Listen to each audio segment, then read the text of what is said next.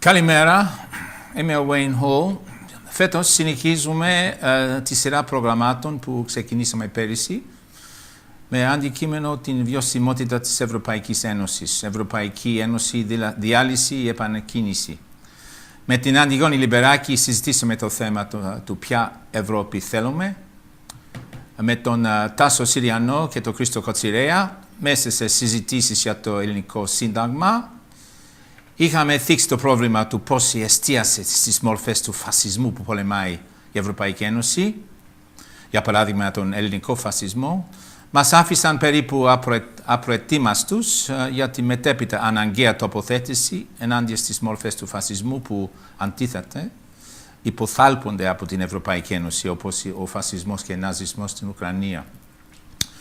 Ο Χρήστος δεν θα συμμετάχει σήμερα στη συζήτηση, αλλά θα έχουμε τον Βαγγέλη Πισία, ο οποίος έχει πολλά προσόντα σχετικά με το σημερινό μας θέμα, επειδή έχει συμμετάσχει σε πολλές διαπραγματεύσεις στην Συρία,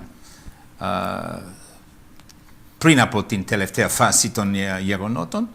Έχει ασχοληθεί και πάρα πολύ με την πολιτική στη Μέση Ανατολή. Γεννήθηκε στην Αλεξάνδρεια. Έχει μόρφωση τελείωσε τις σπουδές του στην Γαλλία. Είναι μηχανικός. Είναι και από τα πρώτα μέλη, τα ιδρυτές του οικολογικού κινήματος στην Ελλάδα. Όμως το θέμα είναι ότι έχει πολλές γνώσεις για το θέμα που θα συζητήσουμε σήμερα, που είναι το Ισλαμικό κράτος, το νέο λεγόμενο Χαλιφάτο. Η άλλη μας ομιλήτρια σήμερα θα είναι η Λένα Ιάκοφλεφ, που έχει δράσει σε πολλά μέτωπα. Θα θέλουμε να ξέρουμε τα σχόλια της για αυτό που λέμε, γιατί έχει οπωσδήποτε ένα πάρα πολύ δυνατή προσέγγιση στα πάντα και εκτιμούμε αυτό που λέει για τα περισσότερα θέματα.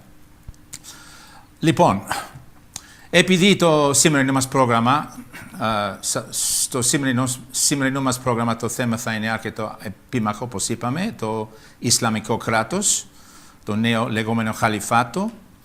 Θα ήθελα να ρωτήσω πρώτα το Βαγγέλη και μετά τη Λένα να πούνε τι ξέρουν και τι πιστεύουν για αυτή την καινούρια οργάνωση των τσιχαντιστών που ξεφύτρωσε τόσο ξαφνικά γύρω μας. Με λίγα λόγια, γιατί θα συζητήσουμε αναλυτικά μετά, αλλά κάποια πρώτα σχόλια από το Βαγγέλη.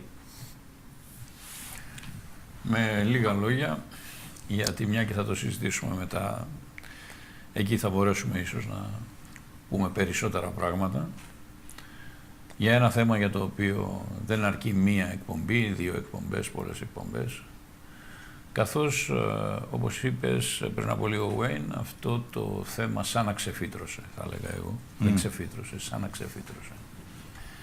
Καθώς οι ρίζες του βρίσκονται στο παρελθόν, καθώς είναι αποτέλεσμα μεταλλάξεων που έχουν συντελεστεί σε έναν συγκεκριμένο χώρο, χρόνο και αφορούν μια συγκεκριμένη ιδεολογία, η οποία βέβαια χτίζεται πάνω σε υλικά, πολιτισμικά, θρησκευτικά, πολιτικά, κυρίως πολιτικά. Κατά συνέπεια, έχουμε μπροστά μας ένα φαινόμενο το οποίο αποτελεί μια εξέλιξη, μια μεταξέλιξη, όπως είπα εγώ πριν, και δεν θα έπρεπε να νιώθουμε έκπληξη, θα έπρεπε να αφήσουμε αυτή την έκπληξη να την προσποιούνται αυτοί οι οποίοι συντέλεσαν στην δημιουργία αυτού του φαινομένου με τη μορφή με την οποία εκδηλώνεται σήμερα. Σήμερα εκδηλώνεται με ιδιαίτερη ένταση. Εκείνο το οποίο μας δείχνουν οι εικόνες, τα μέσα, είναι συνήθως οι εικόνες οι αποτρόπαιες εικόνες των αποκεφαλισμών και κάποιες άλλες εικόνες που δείχνουν Ισλαμιστές, τζιχαντιστές με τις στολές, με τις μαντήλες να περιδιαβαίνουν την έρημο.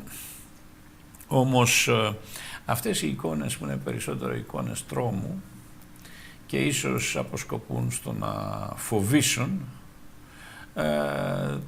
από την άλλη πλευρά έχω την εντύπωση ότι ως ένα βαθμό προσπαθούν και να το καλύψουν το φαινόμενο, να το περιορίσουν ως ένα φαινόμενο ακραίας βίας, όπου εάν κάποια στιγμή αφαιρέσουμε τους πρωταγωνιστές της βίας, τους βγάλουμε από τη μέση, αυτό που θα μείνει θα είναι αυτό το οποίο θα ήθελαν να συμβεί. Δηλαδή, βγάζουμε τους βίαιους και αφήνουμε την δουλειά την οποία έκαναν για μας αυτοί. Χρειάζεται όμως περισσότερη συζήτηση πάνω σε αυτό, γιατί εδώ βρίσκεται και η ουσία. Αλλιώς λέμε ψέματα και στον κόσμο και στους εαυτούς μας. Έχεις τίποτα να προσθέσεις αυτό, Λένα? Όχι, συμφωνώ απόλυτα. Είναι ακριβώς έτσι γίνεται το θέμα. Δηλαδή σήμερα δεν είμαι εγώ ομιλητής απάνω στο θέμα αυτό, αλλά όπως ανέπτυξε το θέμα. Νομίζω ότι ξαφνικά από το πουθενά βγήκε μία ομάδα που το παίζει μικρή θεή, βολεύει τους μεν, βολεύει τους δε, βολεύει να υπάρχει πάντοτε μία φοβία μέσα στην, δεν ξέρω, συμφωνείτε, να φοβούνται όλοι κάποια ομάδα και στο τέλος θα λουστούμε μία εξέλιξη αυτής της ομάδας που δεν ξέρουμε πού θα πάει. Παρόλο που πολλοί κόσμος αντιτίθεται στον τρόπο με τον οποίο οι Αμερικανοί και οι σύμμαχοί τους αντιμετωπίζουν το Ισλαμικό κράτος, αυτή η αντίθεση δεν παίρνει τη μορφή θετικών πολιτικών αντιπροτάσεων. Περιορίζεται στα σχόλια για την υποκρισία της κυρίαρχης πολιτικής, επειδή στην τελική ανάλυση αυτό το Ισλαμικό κράτος είναι δημιούργημα των ίδιων των μυστικών υπηρεσιών των ΗΠΑ, του Ισραήλ, της Σαουδικής Αραβίας κλπ. Ακούγονται καυστικά σχόλια και βέβαια είναι δικαιολογημένα, όπως αποκαλύφθηκε πρόσφατα, για παράδειγμα, από τον δημοσιογράφο Jamie Detmer, το Ισλαμικό κράτος όχι μόνο βομβαρδίζεται αυτή τη στιγμή από τους Αμερικανούς και τους σύμμαχους τους, αλλά συνεχίζει να δέχεται από τις ΗΠΑ και ανθρωπιστική βοήθεια. Αυτά είναι μια πολιτική που μάλλον θα δυσκολευτεί πολύ ο κόσμος να καταλάβει. Ο σαρκασμός είναι δικαιολογημένος. Μπορούμε όμως να διαμορφώσουμε και προτάσεις. Φυσικά στην Ελλάδα το Ισλάμ θεωρείται θρησκεία των εχθρών. Όμως η εχθρική στάση των Ελλήνων συνεπάγεται ότι υπάρχουν κοινά στοιχεία με την εχθρική στάση όπως εκφράζεται από την κοινή γνώμη των ΗΠΑ. Άραγε, για παράδειγμα, στο τηλεοπτικό πρόγραμμα που θα δούμε τώρα, η κυρία που συμπεριφέρεται σαν να αντιπροσωπεύει την αμερικάνικη κοινή γνώμη λέγεται Bridget Gabriel. Γεννήθηκε Νούρ Σαμάν στο Λίβανο, σε οικογένεια καθολική, που το σπίτι τους καταστράφηκε στον πόλεμο από Ισλαμιστές. Σήμερα μιλάει σε εκδηλώσεις που διοργανώνει από ομάδες της αμερικανικής δεξιάς, όπως το Heritage Foundation. Και θα δούμε αυτό που λέει αυτή η συγκεκριμένη κυρία στο βίντεο που θα προβληθεί τώρα. Και ναι.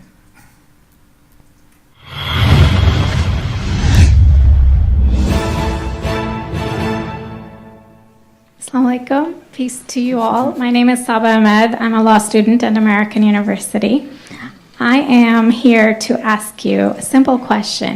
I know that we portray Islam and all Muslims as bad, but there is 1.8 billion Muslim followers of Islam. We have 8 million plus Muslim Americans in this country, and I don't see them represented here. But my question is, how can we fight an ideological war with weapons? How can we ever end this war? The jihadist ideology that you talk about, it's an ideology. How can you ever win this thing if you don't address it ideologically? Great question. I am so glad you're here, and I am so glad you brought that up because it gives us an opportunity to answer. What I find so amazing is since the beginning of this panel, which we are here about Benghazi attack against our people, not one person mentioned Muslims. We are here against Islam, or we're launching war against Muslims. We are here to discuss how 4 Americans died and what our government is doing. We were not here to bash Muslims. You were the one who brought up the issue about most Muslims, not us. And since you brought it up, allow me to elaborate with my answer. There are 1.2 billion Muslims in the world today. Of course, not all of them are radicals. The majority of them are peaceful people. The radicals are estimated to be between 15 to 25%, according to all intelligence services around the world. That leaves 75% of them peaceful people. But when you look at 15 to 25% of the world Muslim population, you're looking at 180 million to 300 million people dedicated to the destruction of Western civilization. That is as big of the United States. So why should we worry about the radicals, 15 to 25%? Because it is the radicals that kill. Because it is the radicals that behead and massacre. When you look throughout history, when you look at all the lessons of history, most Germans were peaceful. Yet the Nazis drove the agenda. And as a result, 60 million people died. Almost 14 million in concentration camps. 6 million were Jews. The peaceful majority were irrelevant. When you look at Russia, most Russians were peaceful as well. Yet the Russians were able to kill 20 million people. The peaceful majority were irrelevant. When you look at China, for example, most Chinese were peaceful as well. Yet the Chinese were able to kill 70 million people. The peaceful majority were irrelevant. When you look at Japan prior to World War II, most Japanese were peaceful as well. Yet Japan was able to butcher its way across Southeast Asia, killing 12 million people, mostly killed with bayonets and shovels. The peaceful majority were irrelevant. On September 11th in the United States, we had 2.3 million Arab Muslims living in the United States. It took 19 hijackers, 19 radicals to bring America down to its knees, destroy the World Trade Center, attack the Pentagon, and kill almost 3,000 Americans that day. The peaceful majority were irrelevant. So for all our powers of reasons and us talking about moderate and peaceful Muslims, I'm glad you're here. But where are the others speaking out? And since you are the only Muslim representative,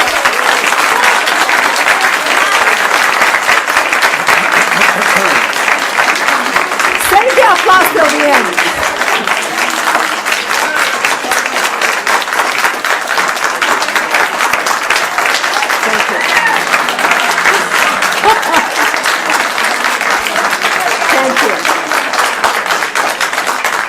And since you're the only Muslim representative in here, you took the limelight instead of speaking about why our government, and I assume, are you an American? You're an American citizen. So as an American citizen, you sat in this room and instead of standing up and saying a question or asking something about our 4 Americans that died and what our government is doing to correct the problem, you stood there to make a point about peaceful, moderate Muslims. I wish you brought 10 with you to question about how we can hold our government responsible. It is time we take political correctness and throw it in the garbage where it belongs and start calling it fair.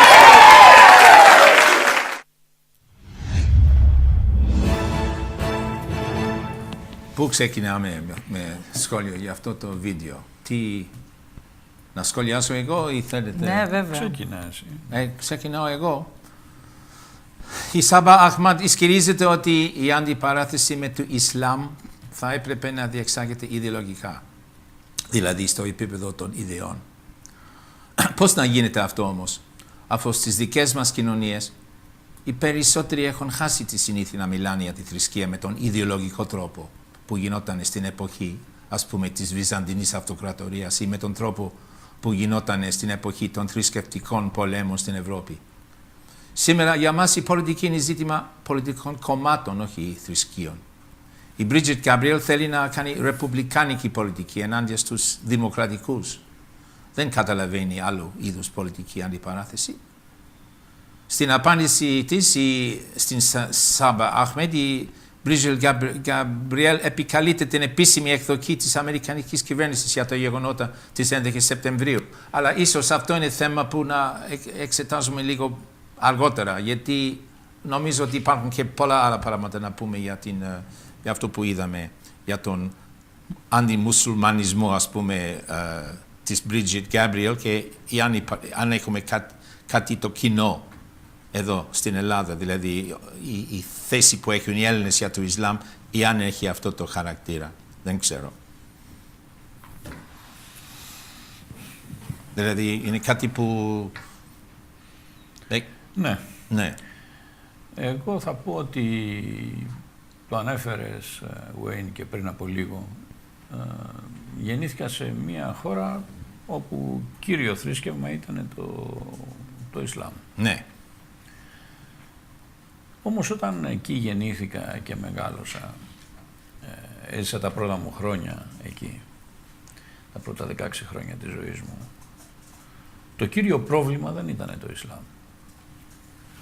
Ήταν η εποχή της Νασερικής Επανάστασης, της Ανατροπής, είχε χαρακτηριστικά εθνικό-απελευθερωτικά, έτσι τουλάχιστον μπορούσαμε να το κατατάξουμε εκείνη την εποχή, μαζί με άλλα πολλά κινήματα, επαναστάσεις που έγιναν σε χώρες οι οποίες έβγαιναν από την περίοδο της απεικιοκρατίας, αναζητώντας η κάθε μια από αυτές έναν τρόπο να περάσουν σε μια καινούρια εποχή. Δεν είναι βέβαια αντικείμενο της σημερινής εκπομπής να πούμε τι ήταν ο νασερισμός, τι ήθελε να κάνει ο Λουμούμπα, τι έγινε στη Λατινική Αμερική. Νομίζω ότι το ζήτημα του εθνικισμού, του αραβικού εθνικισμού, έχει σχέση με το σημερινό μας θέμα. Έχει. Ναι. Έχει. Γιατί εσείς ξέρετε περισσότερο γι' αυτό και νομίζω ότι μπορείτε να μας δώσετε λεπτομέρειες για το... Για λεπτομέρειες ίσως δεν ξέρω αν μπορούμε να μπούμε στις λεπτομέρειες σήμερα. Το μόνο που θα μπορούσα να κάνω ένα πρώτο σχόλιο πάνω σε αυτό είναι ότι η αποτυχία, το αδιέξοδο του αραβικού εθνικισμού, όπως και του αραβικού σοσιαλισμού, του παναραβισμού, γιατί έχουμε αραβικό εθνικισμό, έχουμε και παναραβισμό, δεν είναι ακριβώς το ίδιο πράγμα, έδωσε την δυνατότητα στην ιδεολογία του, αυτήν την οποία εκφέρει, την οποία υπερασπίζεται σήμερα το πολιτικό Ισλάμ, να πάρει μια κεντρική θέση στα συμβάντα της εποχής μας. Εγώ θα έλεγα ότι το βασικό λάθος της κυρίας η οποία απάντησε στην νεαρή η οποία έκανε γυναίκα η οποία έκανε την παρέμβαση και είπε ότι ο αγώνας είναι ιδεολογικός, είναι ότι υποβάθμισε τελείως την ιδεολογική διάσταση αυτού του φαινομένου. Πράγματι, σήμερα εδώ και μερικές δεκαετίες, έχει δημιουργηθεί ένα κενό ιδεολογίας στον κόσμο μας, στον δυτικό κόσμο, και αυτό το κενό ιδεολογίας απλώθηκε και σε περιοχές του κόσμου, όπως ήταν και ο αραβικός κόσμος, ο οποίος εμπνεύστηκε ή χρησιμοποίησε ή προσπάθησε και να προσαρμόσει αυτές τις ιδεολογίες του σοσιαλισμού στην περιοχή του. Δεν είχαν τα αποτελέσματα τα αναμενόμενα. Σε ορισμένες περιπτώσεις είχαμε πολύ αρνητικά αποτελέσματα, σε άλλες περιπτώσεις είχαμε ήττες, σε άλλες περιπτώσεις ακολούθησαν την γενικότερη πορεία που λίγος πολύ ο υπαρκτός σοσιαλισμός μπήκε σε κρίση, έτσι μπήκανε σε κρίση και εκείνα τα καθεστώτα τα οποία αναφέρθηκαν σε μορφές σοσιαλισμού κατάλληλες για τις χώρες τους. Έτσι λοιπόν δημιουργήθηκε ένα κενό ιδεολογίας που φαίνεται πως οι άνθρωποι το έχουν ανάγκη, οι άνθρωποι έχουν ανάγκη να εμπνέονται, έχουν ανάγκη από ιδέες, και σε εκείνο το χώρο μέσα ήρθε το Ισλάμ για να πει ότι κάτι το οποίο μοιάζει σήμερα πολλές φορές και αυτονόητο σε κοινωνικά στρώματα, σε εκτεταμένα κοινωνικά στρώματα στις χώρες αυτές, όχι όμως την πλειοψηφία, εδώ θέλει μεγάλη προσοχή, πρέπει να ξέρουμε για τι πράγμα μιλάμε. Όμως σε εκτεταμένα κοινωνικά στρώματα, ότι τέλος πάντων για την κατάσταση τη σημερινή, όπου ο αραβικός κόσμος ή ο μουσουλμανικός κόσμος βρίσκεται ακόμα αντιμέτωπος με πάρα πολλά σοβαρά προβλήματα, όπου η παγκοσμιοποίηση πήρε το χαρακτήρα που πήρε και τους άφησε απ' έξω, εκτός από τις ελίτ σε αυτές τις χώρες τις οποίες τις ενσωμάτωσε και τις έχει βάλει και αυτές, ας πούμε, στο παιχνίδι. Και αυτές βρίσκονται βέβαια, ας πούμε, και παίζουν σημαντικό ρόλο στην συσσόρευση του παγκόσμιου πλούτου με τον τρόπο που γίνεται την εποχή της παγκοσμιοποίησης, συσσόρευση του παγκόσμιου πλούτου, που δεν γίνεται μόνο από κάποια ελίτ χωρών όπως οι Ηνωμένες Πολιτείες ή η Γαλλία, όπως γινόταν παλιά, αλλά σήμερα συμμετέχουν και οι ελίτ από άλλες χώρες. Στον εθνικισμό, οι σοσιαλιστικές απόψεις μέσα στην σοσιαλιστική, ας πούμε, ιδεολογία, όπως αναπτύχθηκε στο Ανατολικό Μπλοκ, ο σιωνισμός, η στάση απέναντι στο σιωνισμό ήταν ότι δεν ήταν καλό φαινόμενο, γιατί ήταν εθνικιστικό. Ήταν μια μορφή του εθνικισμού και γι' αυτό το λόγο οι μαρξιστές δεν θα έπρεπε να είναι σιωνιστές, ας πούμε. Περίπου, δηλαδή υπήρχαν εξαιρέσεις σε αυτό βέβαια, αλλά αυτή ήταν η γενική τοποθέτηση. Απέναντίας στους Ισλαμιστές, ο σιωνισμός, από ό,τι έχω διαβάσει, θεωρείται κατά κάποιον τρόπο σαν μοντέλο, δηλαδή ότι θέλουν να διαμορφώσουν την πολιτική περίπου με τον ίδιο τρόπο που το κάνουν οι σιωνιστές. Νομίζετε ότι υπάρχει κάποια αλήθεια σε αυτό που είπα? Δεν θα ήθελα να τον κάνω αυτόν τον παραλληλισμό τόσο εύκολα. Ωστόσο, οι Ισλαμιστές, αν και εδώ πρέπει να δούμε κάποια καινούρια στοιχεία τα οποία έχουμε τον τελευταίο καιρό. Οι Ισλαμιστές αναφέρονται και αυτοί σε ένα Ισλαμικό έθνος, σε μια ούμα, υπερβαίνει τα σύνορα. Εάν κάτι συζητιέται σήμερα είναι κατά πόσον ο πραγματισμός του πολιτικού Ισλάμ το οδηγεί σε πολιτικές πρακτικές οι οποίες το διαχωρίζουν από πολιτικές πρακτικές του προηγούμενου πολιτικού Ισλάμ ή του διπλανού πολιτικού Ισλάμ.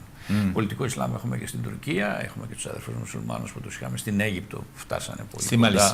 Στη Μαλαισία και αλλού. Στην Αίγυπτο την ανέφερα επειδή πολύ κοντά μας πριν από 2 χρόνια φαινόταν να είναι η ανερχόμενη δύναμη.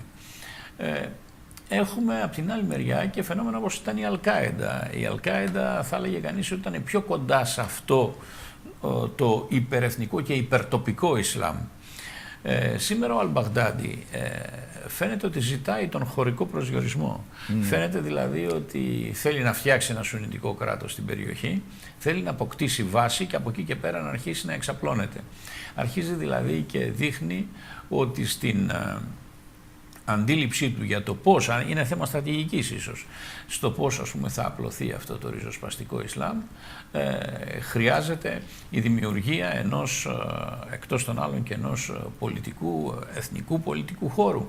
Όχι με την έννοια ότι οι άνθρωποι που είναι εκεί ανήκουν σε ένα έθνος, ωστόσο με την έννοια ότι ανήκουν ιδεολογικά, αν θέλεις, ας πούμε, σε ένα έθνος. Εκεί πρέπει να κάνουμε κάποιες προσεκτικές αναγνώσεις, αλλά έχει ένα ενδιαφέρον να δούμε πώς γίνεται τώρα η προσπάθεια σε αυτά τα ριζοσπαστικά κινήματα να ορίσουν χώρο και τόπο και ποια είναι η στρατηγική της εξάπλωσής τους. Με τις ευλογίες φυσικά της Δύσης, οι οποίες νόμιζαν ότι είναι πολύ απλό να αφήνουμε κάτι να προχωράει, να μεγαλώνει, να δημιουργεί μια κατάσταση. Ήθελαν να δημιουργηθεί ένα και περισσότερα κρατήδια στην περιοχή, ήθελαν τον κατακερματισμό της περιοχής, την βαλκανοποίηση του ακόμα περισσότερο από ό,τι είχε γίνει με τις παλιές συμφωνίες Σάξ-Πικό. Και τώρα φαντάστηκαν ότι και χώρες όπως η Συρία μπορούν να κατακερματιστούν. Το Ιράκ ήδη το έσπασαν σε 3 κομμάτια και δεν μπορεί κανείς να προβλέψει αν το Ιράκ θα μπορέσει να ανασυγκρατηθεί ως κράτος. Εν πάση περιπτώσει, φαίνεται ότι η Δύση ήθελε να συνεχίσει τον κατακερματισμό και τις τριβές που θα ακολουθούσαν. Ο Αλ-Μπαγντάντι βρέθηκε να εξυπηρετείται από αυτήν την ιδέα του κατακερματισμού, φτιάχνει το δικό του κομμάτι και σήμερα η Δύση ανακαλύπτει ότι αυτό το κομμάτι έχει μια εκτρωματική μορφή, την οποία θέλει να την, για κάποιους λόγους, ίσως και για λόγους νομιμοποίησης της παγκόσμιας κυριαρχίας της, θέλει να τον περιορίσει, να τον αλλάξει, χωρίς όμως να εξαφανίσει και το σχέδιο, που το σχέδιο ήταν ένα σχέδιο κατακερματισμού της περιοχής. Η δική του, αφού μιλήσαμε για το Al-Baghdadi, λες ότι η πρωτοβουλία ήταν δική του και των δικών του συντρόφων ή εξυπηρετεί Όχι βέβαια. αποκλειστικά τα σχέδια άλλων? Όχι βέβαια, είπα ότι υπήρχε το σχέδιο το οποίο προϋπάρχει του Al-Baghdadi. Ναι. Ο Al-Baghdadi θα μπορούσε να είναι ένας από τους πολλούς οπλαρχηγούς οι οποίοι πέρασαν εκεί σε εκείνη την περιοχή. Κατά καιρούς εμφανίζονται διάφορα πρόσωπα, υπήρχε και ο Ζαρκάουι κάποτε, υπήρχαν κι άλλοι. Υπάρχουν στην Ιεμένη, υπήρξαν πρόσωπα τα οποία βγαίνουν από αυτό όλο αυτό το κίνημα, να το πούμε. Πώς κατάφερε να επιβληθεί? Ότι αυτός ξαφνικά μπόρεσε να διαχειρίζεται πετρελαιοπηγές, να στέλνει το πετρέλαιό του στην Δύση και να το αγοράζουν κάποιοι. Ότι μπόρεσε μέσα σε λίγες μέρες να εκπηδεύσει ανθρώπους να πιλοτάρουν αεροπλάνα Μίγκα, τα οποία τέλος πάντων εγώ ρώτησα τους φίλους μου, λέω αν εμείς θέλαμε τώρα εδώ σαν παρέα, ας πούμε, να πάμε κι εμείς να βρούμε ένα αεροπλάνο Μίγκα, ας πούμε, ξέρω εγώ, τι θα κάναμε, θα μπαίναμε στο ίντερνετ να μάθουμε πώς γίνεται, θα πηγαίναμε μετά σε κανένα simulator εκεί να κάνουμε κάτι τίσα, ας πούμε, και θα το οδηγούσαμε. Δηλαδή, πώς γίνονται αυτά τα πράγματα, πότε πρόλαβαν να γίνουν όλα αυτά? Πώς αυτά γίνονται δηλαδή? Χωρίς να υπάρχει από πίσω κάτι, χωρίς να υπάρχουν κράτη τα οποία να έχουν δώσει το υπόβαθρο για να δημιουργηθεί αυτό το πράγμα το οποίο βλέπουμε σήμερα. Το ISIS είναι σαφώς κάτι το οποίο πριν 2 χρόνια θα έλεγε κανείς ότι ήταν μια τάση μέσα στη Συρία, την οποία επισκέφθηκα πολλές φορές τα τελευταία χρόνια. Έχω πάει 7 φορές τα τελευταία 2 χρόνια. Αυτά που ξέραμε είναι, τότε μάλιστα πριν 2 χρόνια μιλούσαν όλοι για την Αλνούστρα, η οποία ήταν πιο κοντά στο αλκαϊδικό και κάτι διαφορετικό, και σήμερα βέβαια βρίσκεται σε αντίθεση, αλλά αυτά ξέρετε, μην μπερδευόμαστε, είναι σε αντίθεση και σε ενότητα πολλές φορές αυτά τα κινήματα. Εν πάση περιπτώσει, μιλούσαμε για την Αλνούστρα και για πολλά άλλα μορφώματα που υπήρχαν στην περιοχή. Και ξάφνου μέσα σε 1,5-2 χρόνια ο Al-Baghdadi έχει ελέγξει μια μεγάλη περιοχή και μαθαίνουμε ότι συνεχώς τι κάνει, πάει σε ένα μέρος, το κατακτά, επικρατεί στρατιωτικά, παίρνει τα τάγκ, τα παίρνει όλα αυτά, ανεβαίνουν οι δικοί του πάνω, οδηγούν το τάγκ, πηγαίνουν στην άλλη πόλη και ούτω καθεξής. Αυτά δεν είναι σοβαρά πράγματα, δεν γίνονται έτσι. Σίγουρα κρατικές υπηρεσίες, μυστικές υπηρεσίες, βούληση κρατών και κρατών της κεντρικών κρατών, μεγάλων κρατών, που είχαν ένα σχέδιο για να αλλάξουν τα πράγματα στην περιοχή, αλλά και περιφερειακών κρατών. Μην υποτιμάμε σε αυτή την υπόθεση, το κάνουμε πολλές φορές και το κάνει πολλές φορές η αριστερά αυτό το λάθος. Βλέπει, σαν να λέμε, τις Ηνωμένες Πολιτείες, ίσως και κάποιες άλλες χώρες της Δύσης, ευρωπαϊκές, και πάει μετά κατευθείαν στο έδαφος. Όχι. Σήμερα χώρες όπως το Κατάρ, η Σαουδική Αραβία, η Τουρκία, άλλες χώρες, υπάρχουν χώρες οι οποίες είναι στην περιφέρεια και οι οποίες και αυτές συμμετέχουν ενεργά σε αυτό το παιχνίδι και έχουν τις υπηρεσίες τους, οι οποίες είναι και πολύπλοκες, γιατί αν πάρουμε τη Σαουδική Αραβία,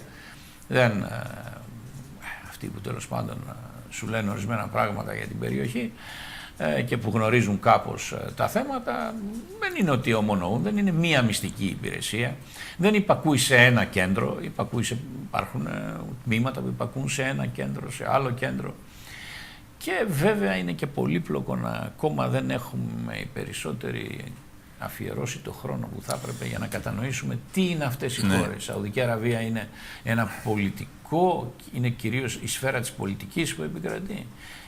Κυρίως η σφαίρα της ιδεολογίας, αυτό που παράγεται από τον Βαχαμπιτισμό σε ένα δίκτυο θρησκευτικών οργανώσεων, πώς αυτά τα δύο το ένα με το άλλο έρχονται και αλληλοεμπλέκονται και αλληλοστηρίζονται ή αλληλοαντιμάχονται. Εδώ υπάρχουν θέματα. Όσον αφορά την λεγόμενη αραβική άνοιξη,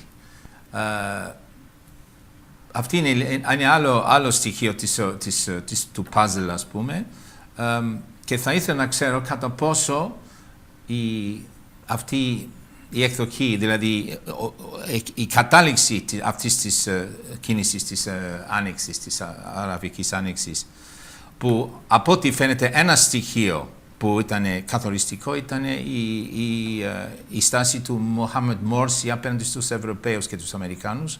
Αυτός έδειξε ότι δεν ήθελε να κάνει business, ας πούμε. Ήταν εξίσου σεκταριστής απέναντι στην Δύση από ότι ήταν απέναντι στους δικούς του, ας πούμε, στην Αίγυπτο, δηλαδή στους εθνικιστές εκεί. Μπορούμε να πούμε ότι υπήρχε κάποια στροφή, δηλαδή αυτή η στάση του Μοχάμεντ Μόρσι ήταν κάτι απροσδόκητο, ήταν κάτι που δεν περίμεναν οι Δυτικοί, ή είναι προσποίητη αυτή η έκπληξη ότι δεν περίμεναν τη στροφή των γεγονότων όπως έχουν πάει τα πράγματα. Δηλαδή όλη η εξέλιξη που βλέπουμε είναι αυτό που είχαν προβλέψει ή δεν το είχαν προβλέψει. Δηλαδή κατά πόσο πραγματοποιείται μια ατζέντα και κατά πόσο υπάρχουν άλλα στοιχεία μέσα στην ατζέντα. Δηλαδή οι Δυτικοί πίστευαν ότι θα μπορούσαν να φέρουν τη δημοκρατία, όπως είπανε, στις αραβικές χώρες. Τι ήταν όλη αυτή η υπόθεση και πού χωράει? Αυτή είναι δύσκολη ερώτηση, δηλαδή δεν ξέρω αν κάνω πολύ σερβί. Όχι, είναι πολύ ενδιαφέρουσα αυτή η ερώτηση. Θα απαντήσουμε, αλλά μήπως... Όχι, με ενδιαφέρει η δική σου απάντηση. Ναι. Καλά, καταρχήν να πούμε ότι το τι ήθελε η Δύση και τι δεν ήθελε η Δύση είναι ένα θέμα και πρέπει να το εξετάσουμε, όμως είναι και βασικός νόμος της διαλεκτικής σε σχέση με το τι ενδογενώς παράγει μια χώρα, ας πούμε, κοινωνικά, πολιτικά, ιδεολογικά, πολιτισμικά και ό,τι άλλο. Θέλω να πω δηλαδή ότι η Αίγυπτος, που είναι μια χώρα η οποία είναι σημαντική χώρα, έχει ιστορία, έχει πολιτική παράδοση, έχει σύγχρονη πολιτική ιστορία. Η Αίγυπτος ήταν φυσικό, έχοντας ένα μεγάλο τμήμα του πληθυσμού της κοσμικό ή ένθεομεν αλλά κοσμικό στις συμπεριφορές του, αλλά έχοντας και δημοκρατικές παραδόσεις. Ήταν φυσικό κάποια στιγμή ένα μεγάλο μέρος του πληθυσμού, όταν έχει απέναντί του έναν Μουμπάρα και ένα αυταρχικό καθεστώς, δικτατορικό καθεστώς, απολύτως διεφθαρμένο, το οποίο ασκεί και μια καταπίεση σε αυτόν τον λαό, να εξεγερθεί. Έχουμε λοιπόν μια κοινωνική, πολιτική εξέγερση, αυτό που λέμε από τα κάτω, από τον λαό. Αυτό είναι δεδομένο, ήταν αναμενόμενο, κάποτε θα γινότανε, δεν μπορείς να το κρατήσεις 10, 20 χρόνια, 30 χρόνια, κάποια στιγμή θα ξεσπάσει, ας πούμε, δηλαδή θα συμβεί, σε 100 χρόνια θα ξεσπάσει. Ξέσπασε. Το ξέσπασμα βέβαια κάποιοι ενδεχομένως το βλέπουν να έρχεται. Και κάποιοι οι οποίοι το βλέπουν να έρχεται ή που το αναμένουν ή ότι άλλο μπορεί να σκέφτονται σε σχέση με αυτό, φροντίζουν να απλώσουν τα πλοκάμια τους και να δημιουργήσουν κάποια νήματα, ώστε όταν συμβεί να μπορέσουν να το διαχειριστούν. Αυτό συνέβη και στην περίπτωση της Αιγύπτου και στην άνοιξη, αυτή που λέγεται άνοιξη, αραβική άνοιξη, αυτό συνέβη. Δηλαδή δεν είναι ότι έγινε το ξέσπασμα και μετά το ανακάλυψαν, όχι. Ήδη από πριν, βλέποντας, διαισθανόμενοι, φρόντισαν να πάρουν θέση και οι Δυτικοί, λέγοντας όμως ότι αυτό θα το κάνουν στο όνομα της δημοκρατίας. Ναι. Ότι θα το κάνανε στο όνομα της δημοκρατίας, αυτό είναι βέβαια το απόλυτο ψεύδος. Okay. Στην απάντηση... Έχουμε όμως άλλα θέματα από εκεί και πέρα. Κάνε την ερώτησή σου και θα προχωρήσουμε. Θα μείνουμε από χρόνο. Στην απάντηση της Σάμα Αχμέδη, Μπριζιέτ Γκαμπριήλ επικαλείται την επίσημη εκδοχή της Αμερικανικής κυβέρνησης για το γεγονότα της 11 Σεπτεμβρίου του 2001.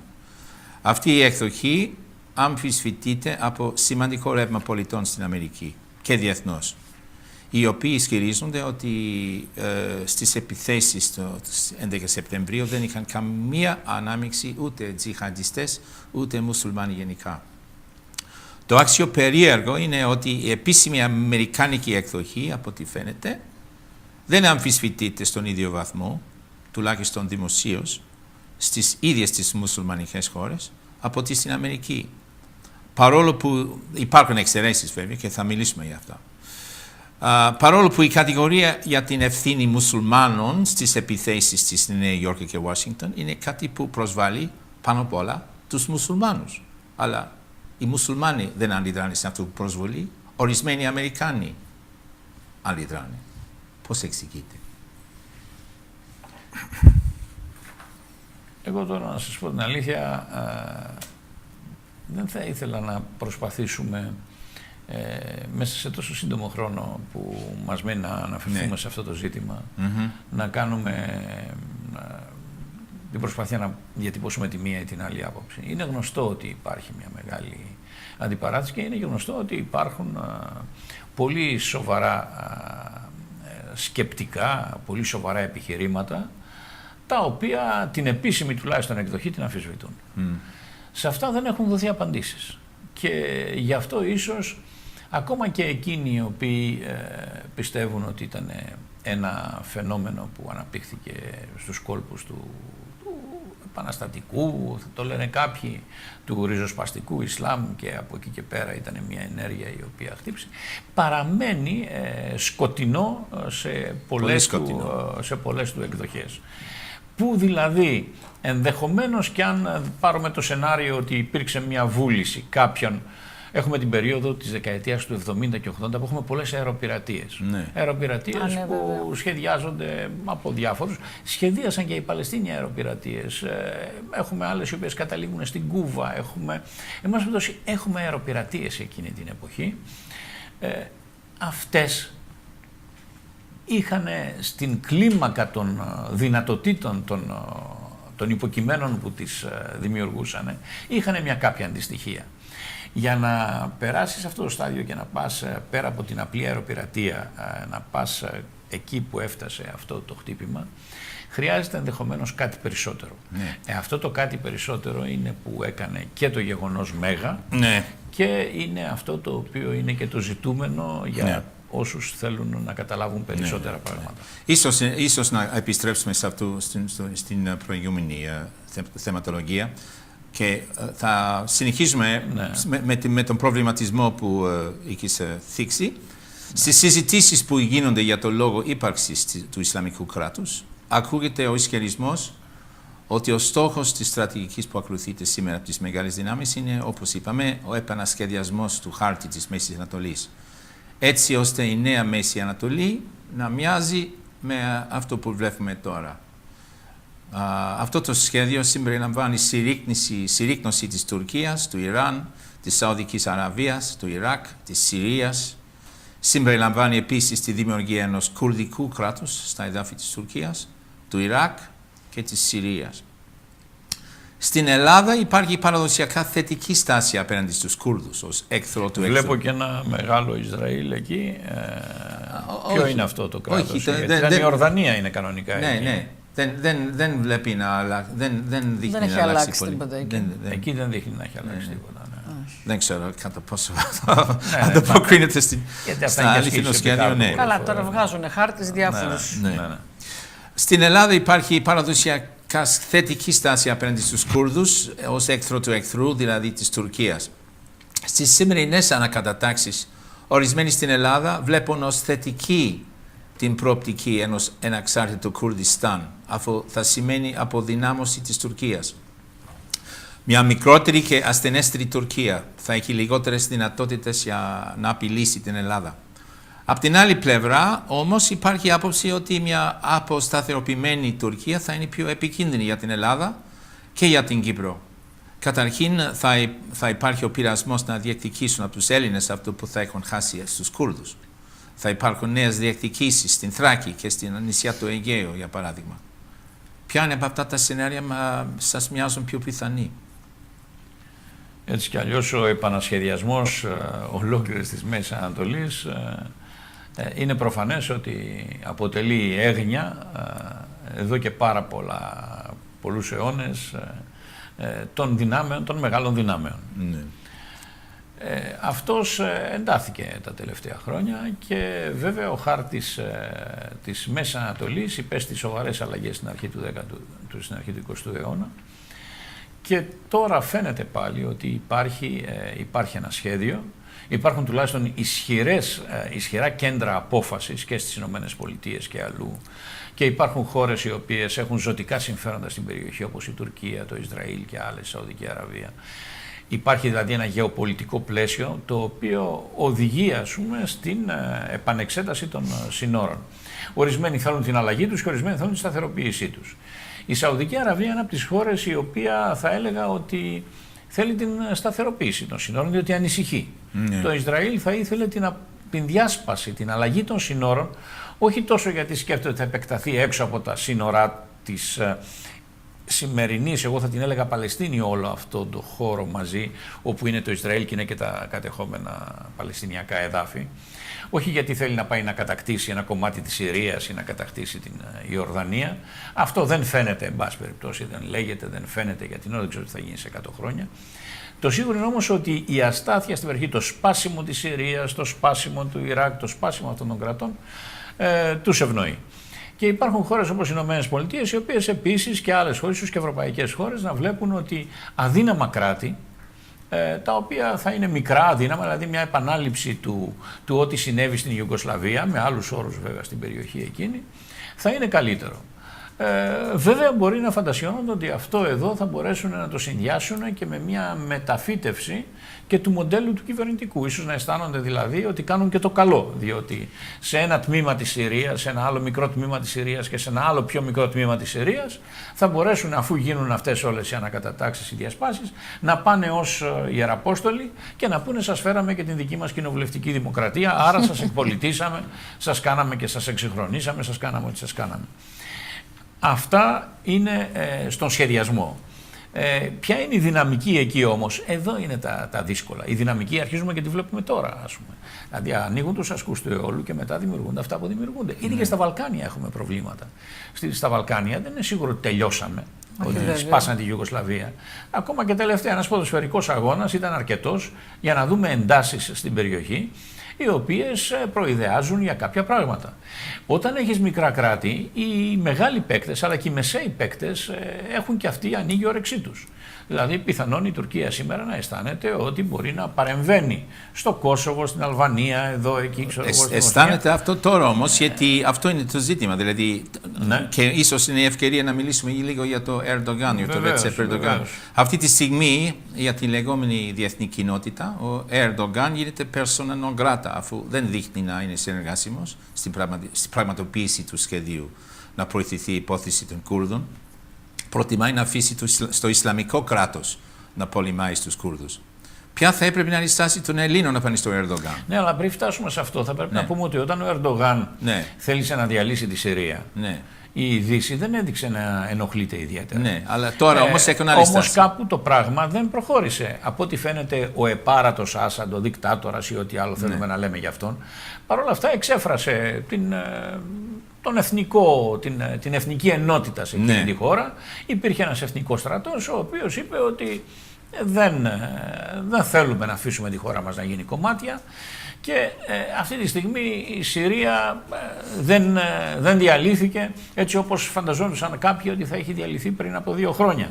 Ναι, έχουμε πει σε άλλη φάση τώρα. Από ό,τι φαίνεται πήγαμε σε άλλη φάση που είναι πιο πολύ στο στόχαστρο το Ερντογάν από ό,τι φαίνεται από ότι εδώ είναι τώρα, φτάνει και τα παράξενα της ιστορίας, διότι η μεν Τουρκία φιλοξενεί την αντιπολίτευση ενάντια στον Άσαντ στην Κωνσταντινούπολη. Φαίνεται ότι υπάρχει μια σύμπνοια μεταξύ Δύσης και Τουρκίας στην αποσταθεροποίηση και στον γκρέμισμα του Άσαντ, ο οποίος βέβαια στηρίζεται εκείνη την εποχή από τη Ρωσία, από το Ιράν και από κάποιες άλλες χώρες, αλλά όπως είπαμε και σε κάποιες δυνάμεις μες στην ίδια γηγενείς, οι οποίες για κάποιους λόγους δεν άφησαν να κατρακυλήσει και να καταρρεύσει το καθεστώς. Τώρα ο Ερντογάν βρίσκεται αντιμέτωπος με ένα πρόβλημα, καθώς το γενικότερο σχέδιο των αναδιατάξεων περιελάμβανε και κάποιον ανασχεδιασμό του κουρδικού ζητήματος. Ναι.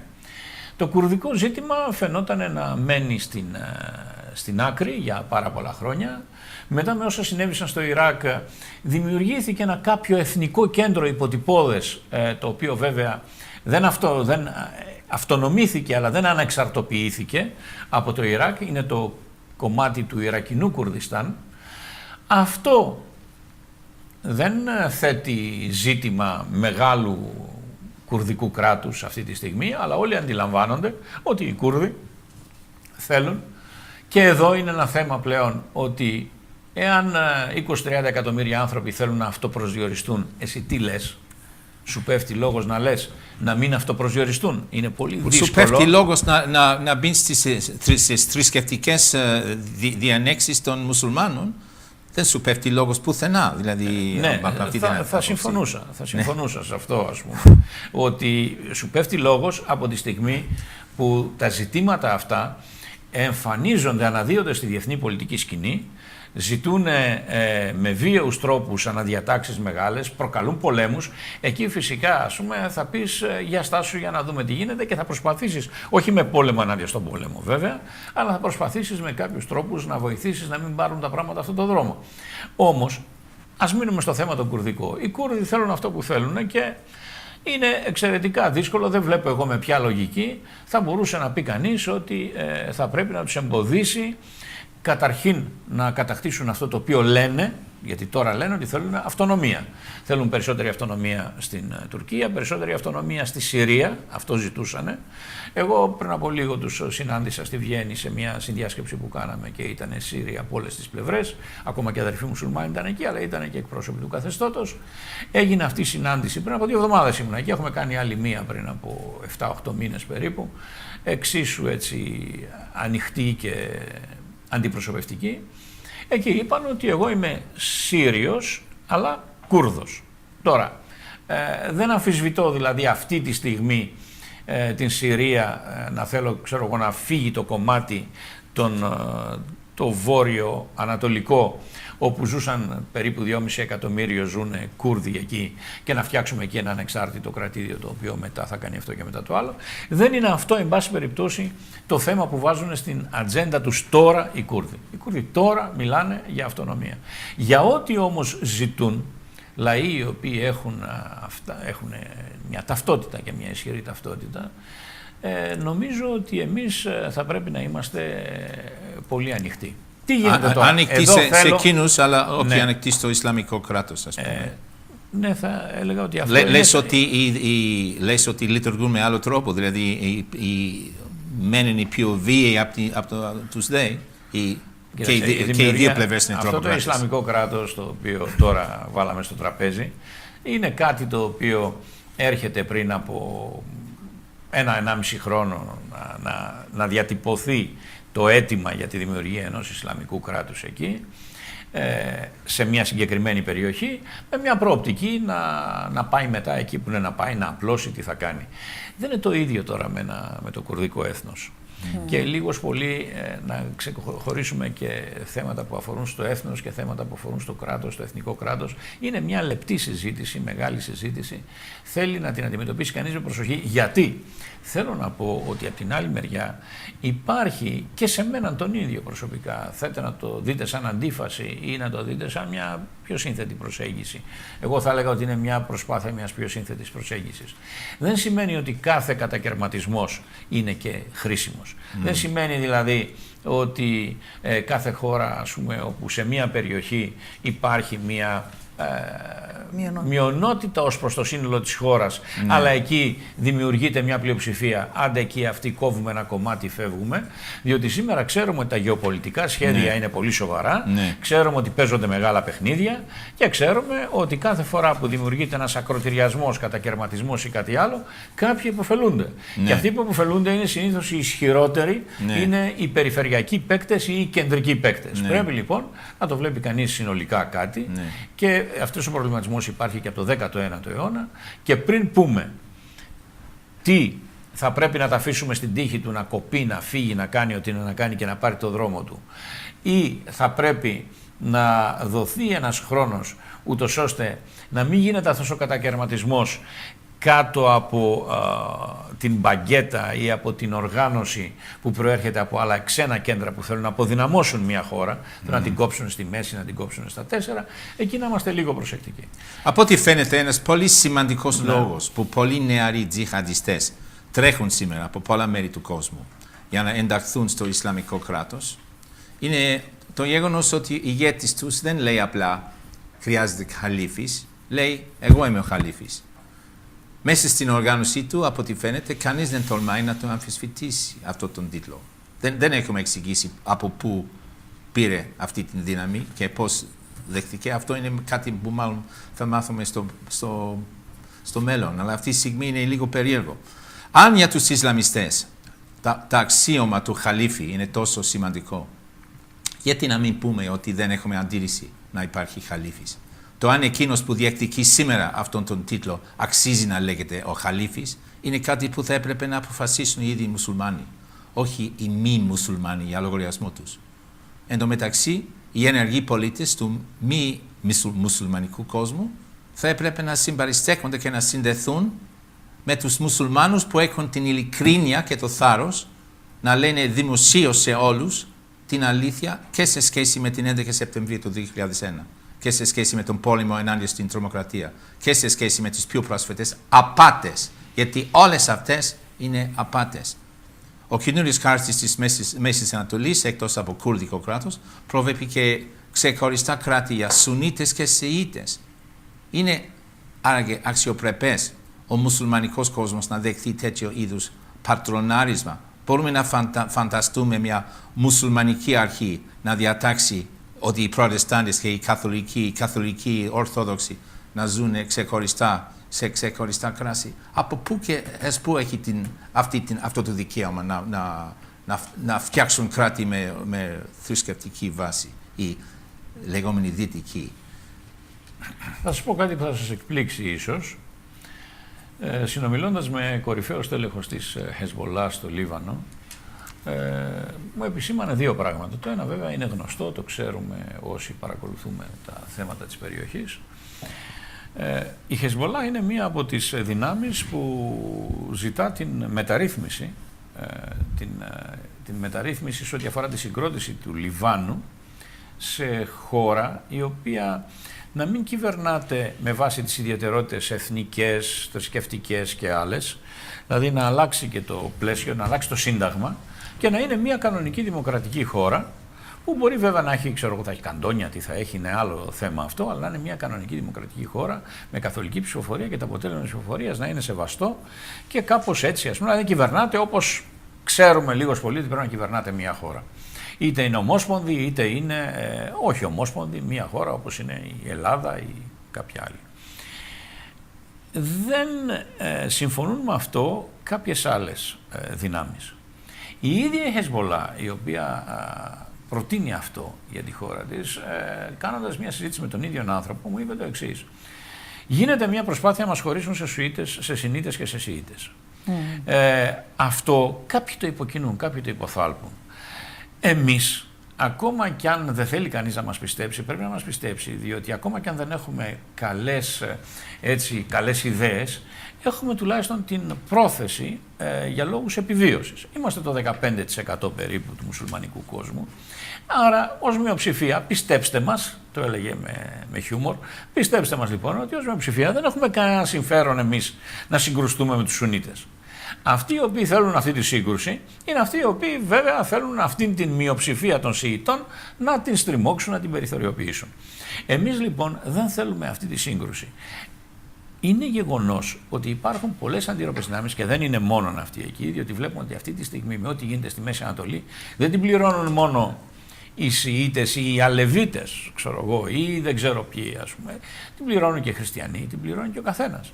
Δηλαδή το ότι έρχεται το θρησκευτικό, όχι το θρησκευτικό, έρχεται το θέμα των διαφόρων δογμάτων εκεί να επικρατήσει του πολιτικού, να υπερισχύσει του πολιτικού και να έχουμε και κατακαιρματισμό και σε αυτό το επίπεδο, ναι. Άντε το εθνικό, άντε το θρησκευτικό, βάλτα όλα αυτά μαζί, τότε οδηγείσαι σε μία δημιουργία ενός πάζελ από πολύ μικρά κομματάκια, το οποίο μόνο τους λαούς αυτών των περιοχών δεν πρόκειται να εξυπηρετήσει. Ναι. Κρίμα. Ναι. Λοιπόν, ναι, σωστά. Να προχωρήσουμε λίγο. Οι Αιγινίτες και μερικοί Αθηναίοι θα θυμηθούν τις επισκέψεις του Τζουλιέτο Κέζα, τα προγράμματα του στο V-Media, τη συμμετοχή του στην περσινή ημερίδα Ευρωπαϊκή Ένωση, διάλυση ή επανεκκίνηση. Η ομιλία που έκανε ο Κέζα το 2010 στην πόλη Κουάλα Λουμπούρ της Μαλαισίας δίνει το παράδειγμα για τις σχέσεις που αξίζει να συνάψουμε με τον Ισλαμικό κόσμο, κατά τη γνώμη μου. Και συγκεκριμένα με τον μουσουλμανικό κόσμο που δεν φοβάται να ξεσκεπάσει τη μεγάλη μπλόφα της διεθνής κοινότητας που ξεκίνησε το πόλεμο ενάντια στην τρομοκρατία. Πόσα χρόνια πριν τώρα, 13 χρόνια πριν. Δηλαδή αυτό έγινε σε μουσουλμανικό κόσμο κάτω από την ηγεσία του πρώην πρωθυπουργού της Μαλαισίας, του Μαχατίρ Μοχάμετ, και δεν υπάρχει ενδεχόμενο όλες αυτές οι διανέξεις στο μουσουλμανικό κόσμο κατά κάποιον τρόπο να τους βάλουν στην θέση τους με λίγη αλήθεια. Με λίγη αλήθεια να ακούσουμε τι λέει ο Κέζα πάνω σε αυτό το θέμα και ίσως να συζητήσουμε λίγο παραπέρα για το θέμα. Αυτό είναι στην Κουάλα Λουμπούρ που έγινε 2 χρόνια πριν. It is difficult to overestimate the importance of this international conference, and I thank very much Dr. Mahathir Mohamad and the Perlana Global Peace Foundation for that. 11 years have passed since that tragic September 11, 2001, that changed the history of the world. All these years we have been at war against international terrorism. A fifth of George Bush prophecy made a few hours after 9/11 has already come true. In fact, the then United States President said that a war is beginning which will last 50 years. Singular prophecy indeed, a revealing one. Since then, not a single terrorist has been found and sentenced in a regular trial. You could say that they are all dead. Maybe. In any case, no one has been charged. Some of them are in prison, but have not been judged. Even Osama bin Laden was never charged of the 9/11 events. The only new thing is that he has been killed in May 2011 for the 6th or 7th or 8th time. During all this time we have met his image on the TV screens like an ectoplasm. Now he is not any more useful and has been discarded, but the war is going on. The world has been told a story that does not stand the slightest verification. They told us that donkeys fly, and billions of people, this is the problem. Billions of people believe till now that donkeys fly, because they have the full control of the media mainstream. And this is the most worrying circumstance, because it means that they can and they will manipulate minds and hearts in the next years. They needed a new enemy to be created. It found a new enemy to cement the West around the United States, as the Soviet communism did during the Cold War. And the enemy was created with a masterful, monstrous show, Islam. Το πιο συγκλονιστικό ντοκουμέντο το οποίο ο Giulietto Chiesa ήταν δημιουργός είναι η ταινία του Zero, η οποία αφηγείται τα γεγονότα της 11 Σεπτεμβρίου. Όταν παρουσιάστηκε το 2008 στο Ευρωπαϊκό Κοινοβούλιο, τότε ήταν ευρωβουλευτής ο Chiesa, αντιμετώπισε σχεδόν πλήρες μποϊκοτάζ και από δημοσιογράφους και από ευρωβουλευτές.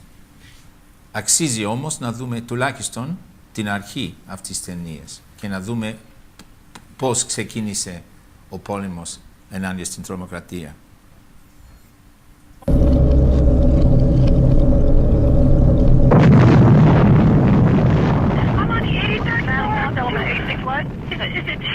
Are they going to be able to get somebody up here? Well, of course, ma'am. We're coming up for you. Well, there's no one here yet, and the floor is completely engulfed. We're on the floor, and we can't breathe. Okay. And it's very, very, very hot. Okay. All I see is smoke. Oh, please. I'm going to die, aren't I? No. I'm going to die. Ma'am, say your prayers. And we're not going to think positive because you got to help each other get off the floor. I'm going to die. I know. It's so hot. I'm burning up. Hello? Help! Hello, ma'am?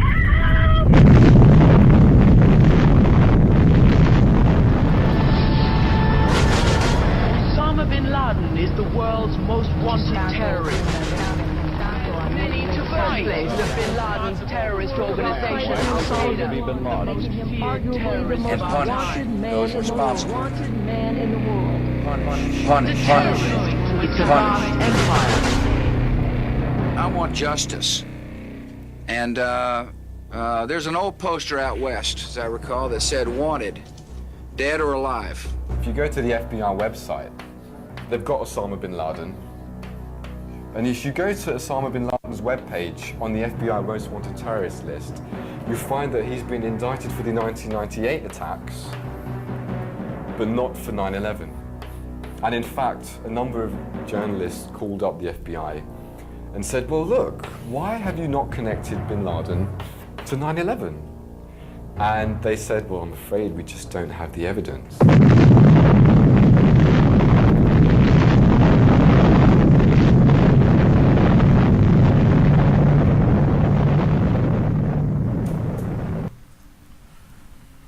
Δυστυχώς, λοιπόν, οι υπότιτλοι, για κάποιο λόγο είχαμε ελληνικούς υπότιτλους εκεί και δεν είδαμε αυτό που είχαν πει, αλλά ουσιαστικά είπαν ότι δεν υπήρχαν αποδείξεις ενάντια στο Bin Laden και το παραδέχτηκε και το FBI.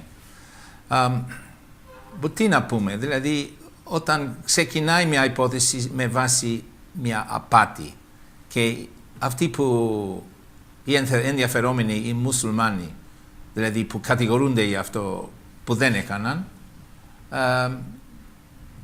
όταν έχουμε μόνο σε μια μικρή χώρα όπως η Μαλαισία που έχουν γίνει και εκτρώματα απέναντι στη Μαλαισία τελευταία, μάλλον θέλει και αυτό λίγο ψάξιμο,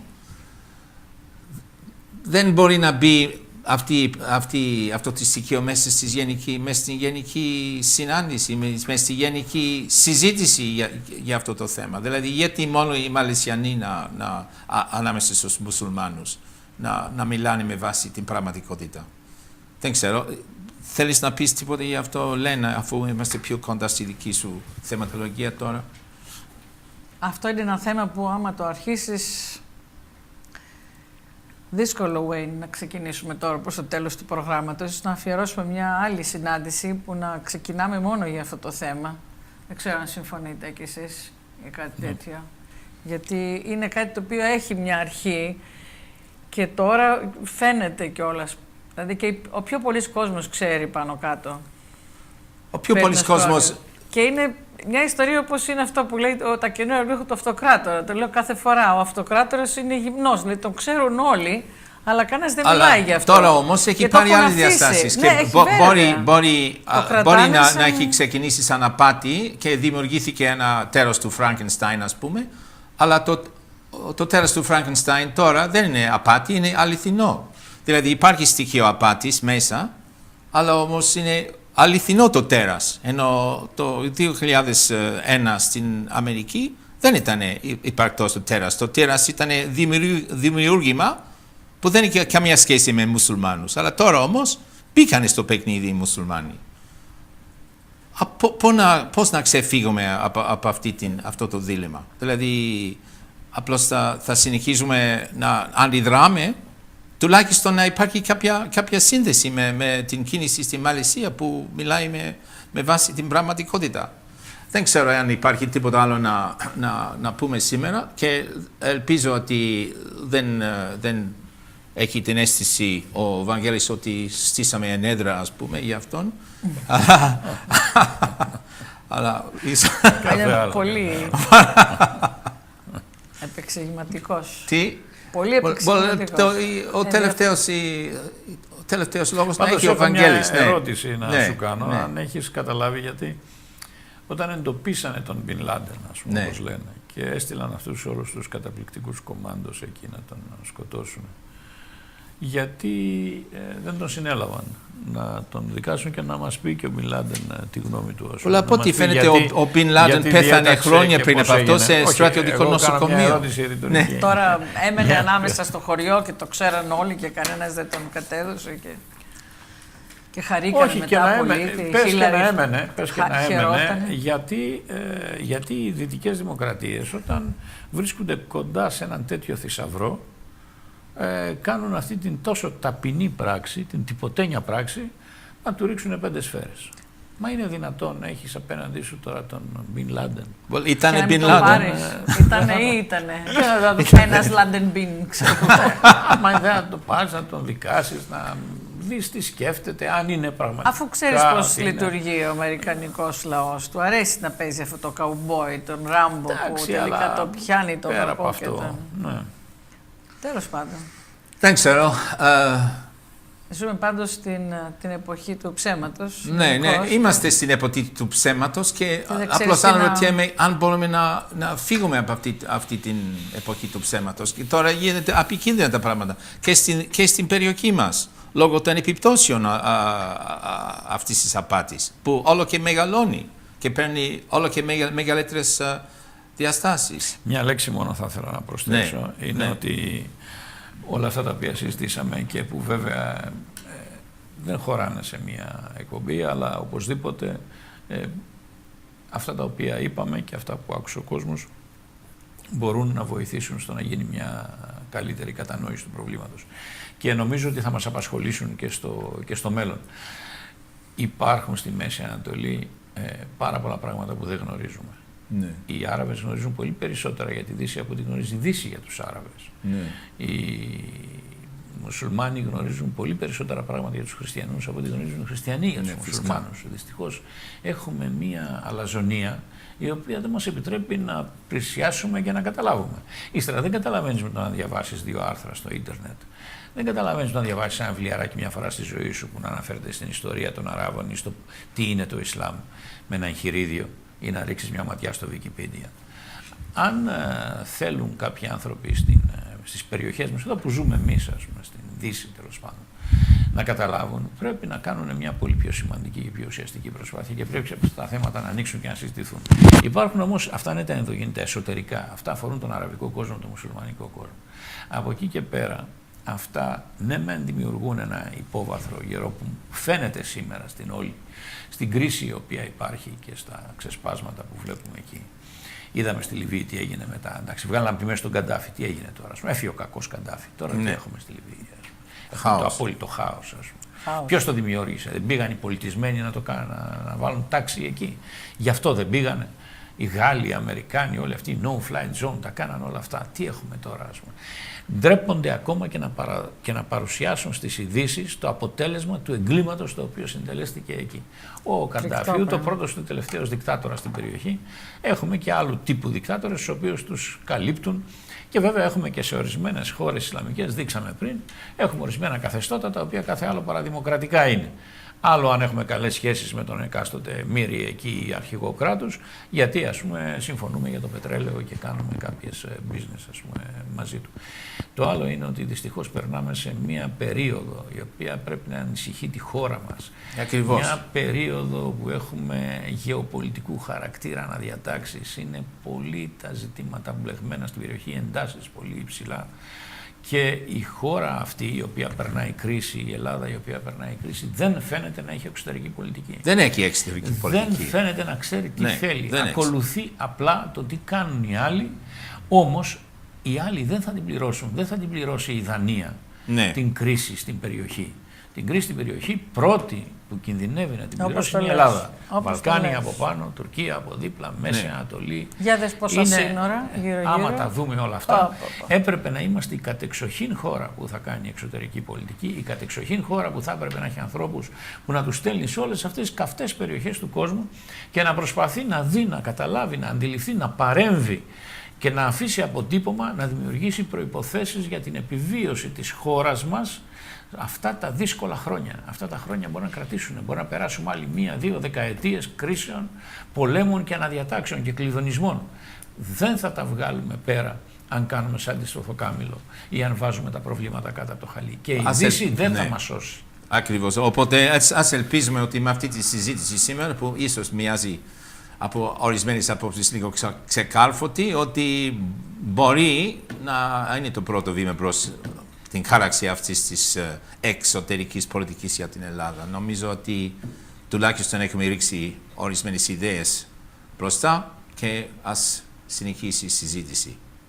Νομίζω ότι πέρασε η ώρα, έτσι είναι. Πόση ώρα είναι?